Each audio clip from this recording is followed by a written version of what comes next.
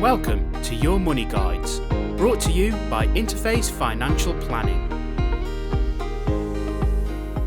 Today's piece is called Alan Thought That He'd Become a Firefighter. Well, not a real firefighter, of course. Now, that's an interesting opener, and Alan is sure that you're wondering what on earth he's on about. Well, it's about how he's been feeling lately. And of course, everyone Alan speaks to asks that question. How are you? Alan's fine, but he's also struggling with the amount that he has to do at the moment. You might recognise that feeling. It's that feeling of having so much to do that you don't think you can cope. When that happens to Alan, and it has lately, he freezes, simply because he doesn't know where to start. He doesn't do anything, and then his mind starts to put things into a semblance of order, and he starts getting busy, but with the small, everyday tasks that he can complete quickly. You know, those little things around the house that he's been planning to do for months. Completing those tasks gives Alan a sense of satisfaction, releases a little dopamine, you know, that feel-good, self-congratulatory hormone, and that spurs Alan on. While it helps him, it reminds Alan of a story that a good friend of his told him. You may have heard of it before. It's about the oxygen mask on an airplane. Imagine you're on a plane with your young child. Suddenly, the cabin depressurises and the oxygen masks appear.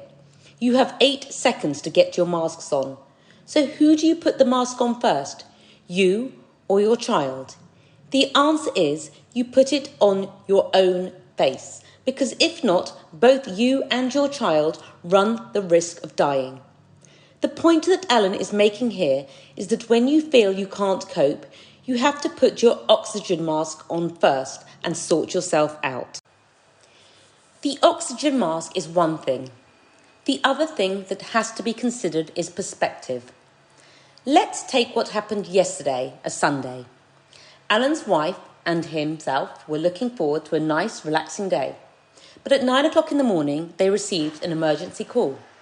Their elderly neighbour had collapsed, but Alan had a key to the house, so both of them rushed in and called an ambulance. Alan and his wife thought she wasn't going to make it. Then they spent the rest of the day speaking to her children and liaising with the hospital.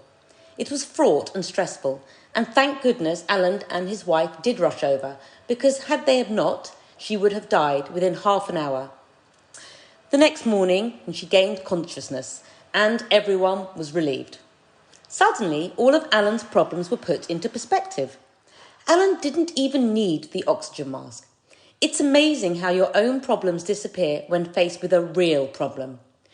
Of course, all of those things Alan would have liked to have done are still there, but he's doing things in his own time, breathing through that oxygen mask when he needs it, and surviving just fine. Alan would rather use his time helping others than stressing out over his workload. And that's what it's been about for him, helping others. It's the ethos that Interface Financial Planning is built on. So when Alan's needed, he doesn't hesitate. And if he can help, he does. And that also helps him to refocus on what's really important and what won't break the camel's back. By the same token, Alan isn't afraid of asking other people for help. So, before his neighbour collapsed, his brain had switched out of panic mode and into oxygen mode. It then made Alan consider what stuff he could get rid of and give to someone else so he would never have to do it again. Alan started thinking about alternative sources of help to free up his time for the bigger projects. A good example was Alan's website. The team had an issue a couple of weeks back where none of the pages were working from the homepage navigation area. So, as usual, Alan just thought he'd get on with it. And he did try, but it was a tough call, and he decided it was more time effective to ask someone else to do it for him. Alan found someone.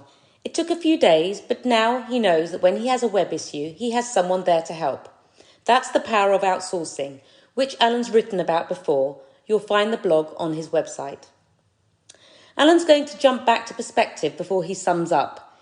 He might feel that can't cope feeling, and so might you. In fact, Alan knows that everyone experiences that feeling from time to time. Then Alan switches on the news and sees those desperate refugees pouring out of the Ukraine. Their problems are mountainous compared to Alan's, so much so that he feels embarrassed. It reminds Alan to use perspective, and he has utmost admiration for those that are giving the Ukrainians their own oxygen masks by going above board to help them out of their genuine crisis. Thank you. For more information, visit our website at interfacefinancialplanning.co.uk.